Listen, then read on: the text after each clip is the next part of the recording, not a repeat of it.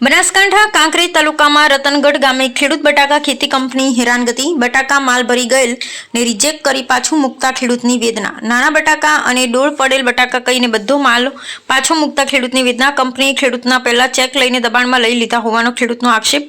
ખેડૂત બીજે માલ આપી ન શકે અને ખેડૂત નુકસાની ભોગવાનો વારો આવ્યો. હાલ ખેડૂત માલ પાછો લાવી મજબૂર કરી અને ફરી માલ અલગ પાડવાની કામગીરી હાથ ધરવી પડી. ખેડૂતને ડબલ ખર્ચો થતા નુકસાન પડે, જેથી સરકારે ખેડૂતોની વેદના જાણી અને કંપની ઉપર એક્શન લે તેવી આશા વ્યક્ત કરી. કંપનીના બટાકાએ જગતના તાતને બરબાદ કર્યો. આ જગતનો તાત આજે રાતા પાણી રડી રહ્યો છે. બનાસકાંઠા પંથકમાં ખેડૂતની હાલત અત્યંત કપરી બની ગઈ છે. ગયા વર્ષે આખું વર્ષ પૂર અને કમોસમી વરસાદે ખેડૂતની કમર તોડી નાખી. કુદરત પણ જાણે રૂઠી ગઈ. પણ હવે પ્રશ્ન છે, કુદરતથી વધુ નિર્દય કોણ? આ બટાકાની વાવણી કરાવતી બહારની ફાર્મિંગ કંપનીઓ વાવણી સમયે મોટા વચનો ઉચ્ચ ભાવે ખરીદી કરીશું, તમને નુકસાન નહીં થવા દઈએ. ખેડૂત વિશ્વાસમાં આવી જાય છે, ઘરનું સોનું ગહેણું ગીરવે મૂકે છે, ઉધાર લઈ ખાતર બીજ નાખે છે, દિવસ રાત મહેનત કરે અને જ્યારે પાક તૈયાર થાય, ખેતરમાં બટાટાના ઢગલા લાગે ત્યારે એ જ કંપની કહે માલ રિજેક્ટ, ક્વોલિટી નથી, માર્કેટ ડાઉન છે. આ શું ન્યાય છે? જે બટાકો વાવણી સમય સોનું હતો એ જ પાક કાપણી સમય નકામું બની જાય છે. ખેડૂતની આંખ સામે એની મહેનતનો પરસેવો માટી સાથે મિસાઈ જાય છે.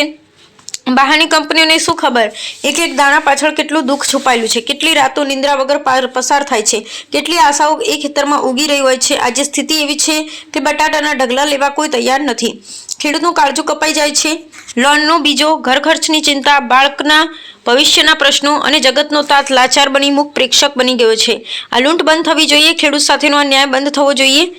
ખેડૂત સાથેનો અન્યાય બંધ થવો જોઈએ. સરકાર અને તંત્રે તાત્કાલિક હસ્તક્ષેપ કરી કંપનીઓની જવાબદારી નક્કી કરવી જોઈએ. ખેડૂતને યોગ્ય ભાવ અને સુરક્ષા આપવી જોઈએ, કારણ કે જો ખેડૂત રડશે તો દેશ ભૂખ્યો રહેશે. આવાજ માત્ર નથી, જગતના ખેડૂતની વેદના છે. આવાજ છે દરેક અન્નદાતાનું, જગતના તાતનું. રામજીભાઈ રાયગોર, બનાસકાંઠા. પટેલ વાઘાભાઈ, કિસાન સંઘ પ્રમુખ.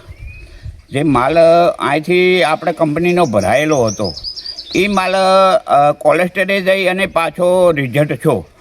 એટલે આપણું કંપનીને કહેવું એવું છે કે કંપની એવું કહે છે કે ભાઈ ડોળવાળું ન ચાલે, નોનું હાવ મીડિયમ ના ચાલે. મીડિયમ તો ના ચાલે, ગોળી કદાચ, પણ જે એનું 4 ઉપેરનું બટાકું છે એ તો કંપનીને છલવવું જ પડે.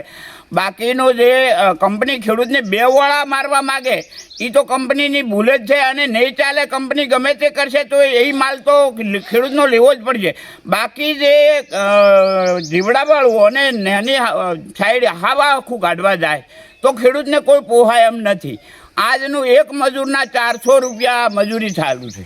તો હવે ખેડૂતને જીવવું કઈ રીતે? અને કંપનીવાળાને હું એવું માનું છું કે કંપનીએ અમને પહેલાં અમારા ચેક લઈ લીધા, તો પછી કંપની એટલી હોશિયાર કેમ બની કે એના વેલ્ડરો હોશિયાર બન્યા, એને કરાર કરી આલવો તો એ દિવસે કે ભાઈ આ જે માલ તમે જીવડાવાળા અને માલ અમે બટાકાનો જે નાનો હોય છે એ અમે લેવાના નથી. તો ભલે ખેડૂતને પોહાય તો વાવો જ ને ના પોહાય તો ના વાવો. અને બીજા નંબરનું કે કંપનીને એ ટાઈમે અમારે ખેડૂતને ચેક માગવાના આવતા હતા કંપની પાસે. એટલી કંપની હોશિયાર અમારા ખેડૂતના ચેક લઈ જઈએ એટલે કંપનીને એમ કે હવે ખેડૂતનો આટલો માલ અધળજ પાચેલો ક્યાં મૂકવો એ તો એને નિકાસ કરવાની જરૂર છે, એ ખેડૂતને જોવાનું આવતું નથી. તો બીજું એક મારું કહેવું એવું છે કે આ જે માલ હું અત્યારે લઈને જે ઊભો છું, જે આ માલ રિજેક્ટ થઈને પાછો આવ્યો છે, તો એ કંપનીને વિચાર કરવો જોઈએ કે ભાઈ આ માલ તો રેડી છે, રેગ્યુલર. તો કંપની આ ખેડૂત છે જમીનમાં બેઠેલો છે એટલે આ બોરા એમ પકવીને તો બારે કાઢે.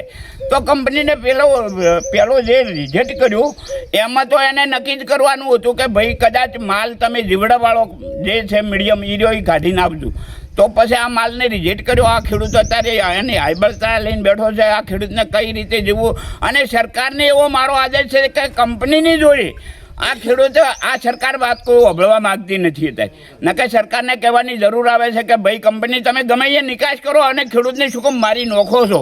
અને આવતા વર્ષમાં જે પાછું આ કંપની માલ લેવા તૈયાર આલવા થાય છે ખેડૂતને, તો અમે આ ખેડૂતોને હું એવું કહેવા માગું છું કે કંપનીના ચેક સિવાય કોઈ માલ ઉતારતા ખેડૂતોને અને વાવવાની આશા છોડી મેળતું. અને નહીં છોડો તો આ બટાકા આ કંપની તમને થકવાડા દાડો લાવશે. આ મારો બોલ આટલો યાદ રાખજો.